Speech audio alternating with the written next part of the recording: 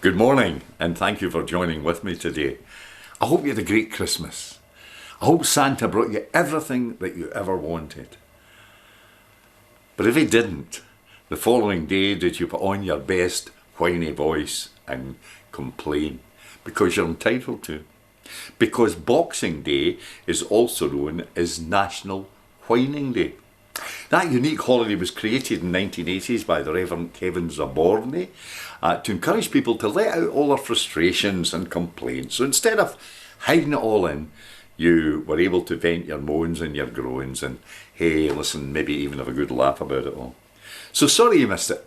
I'll give you another chance. If you didn't get what you wanted, or if you don't like the fake bonhomie of Christmas, give yourself permission to have a rant today, to whine, to moan. It's your special day. It's amazing just how little whining there was in the Bible. And the folk of that time had good reason.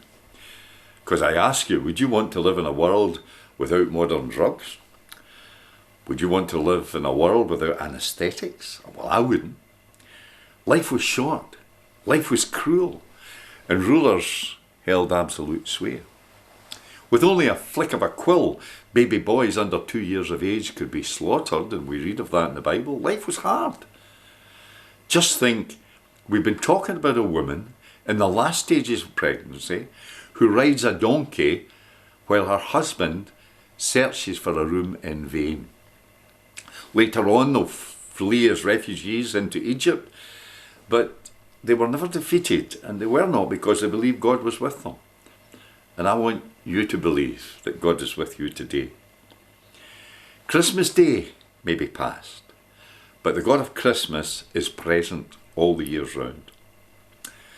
You know, the children of Israel had one great dream, one grand vision of how life would be when the Messiah came.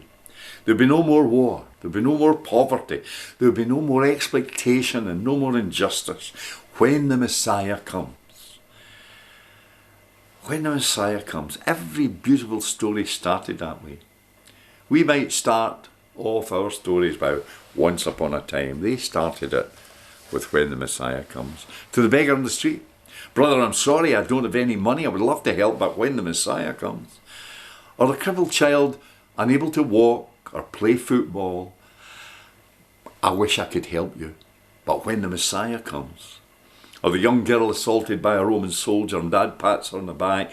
Sweetheart, I know, but when the Messiah comes, there'll be no more violence.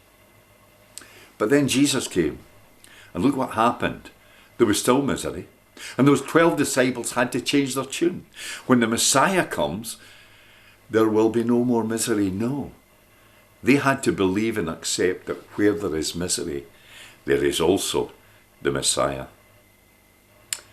I don't know if you've ever experienced misery. I think everybody has. In all of our lives, there'll be times like that. But I know also that where there is misery, there's also the Messiah. Just think of it. Mary and Joseph didn't have it easy. None of the disciples had it easy, but they believed that Christ was with them. You know, and as we leave Christmas behind and look towards a new year, let us believe as we pass through the gates of 2026, Christ, the babe of Bethlehem, will be with us. I hope you believe that. I certainly do. God help you, and thank you for joining with us.